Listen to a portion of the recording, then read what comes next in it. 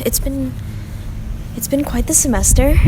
We're living through history, the kind that kids will have to write reflection papers on, and maybe AP history essays and things like that. It's a weird thing, getting older. The world becomes a bigger place. You learn a lot, and then you realize it kind of sucks a bit. I mean, I guess we can't be too cynical. There's a lot to be joyful about in the world.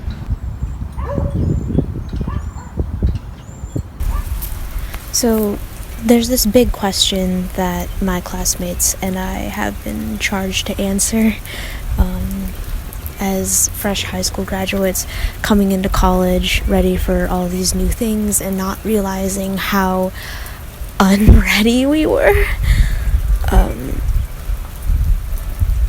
So the question is, what does it mean to be human? And we had a whole 2 years to figure all of that out in preparation for this final that I'm recording for. But I don't think any of us have a proper answer. We've had a lot more time to think now that we're in quarantine. It's starting to rain really hard. I need to go back.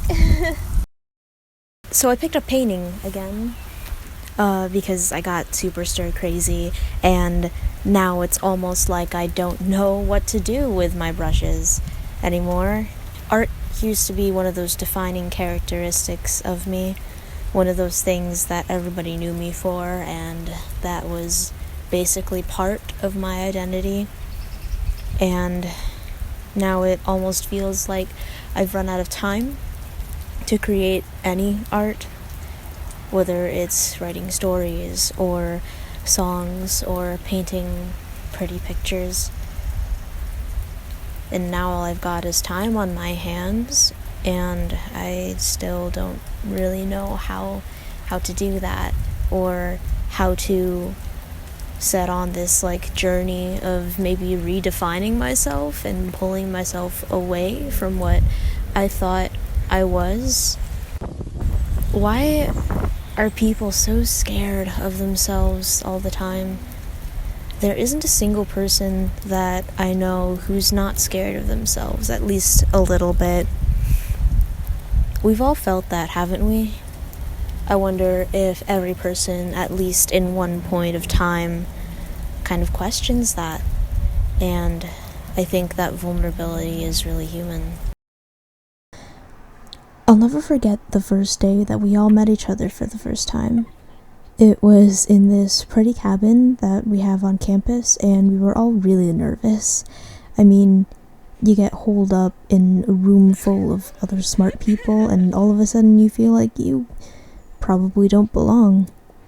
One of the professors knew what we were thinking, and gracious, they're all just so amazing. But anyhow, we were told that we were all chosen and there for a reason, and that every single one of us deserved to be there.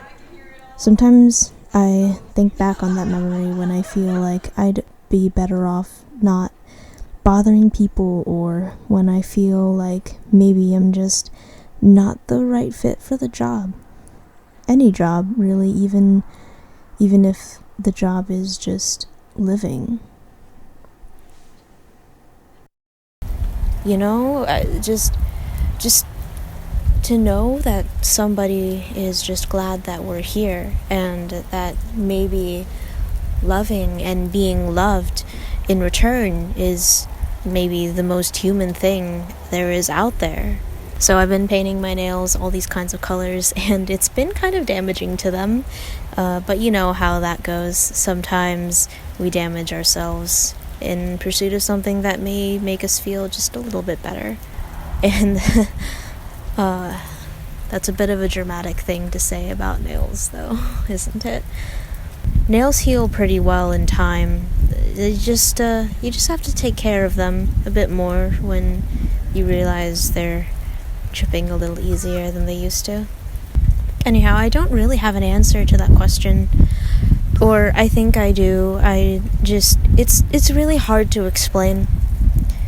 being human isn't really as simple as just being able to think abstractly or feel love and hate, and it's not as complex as the nature of space and physics and such. It's just something to keep thinking about, I suppose, that big why question. But while I'm looking, I'll go back to making things again, making things that I want to be human for.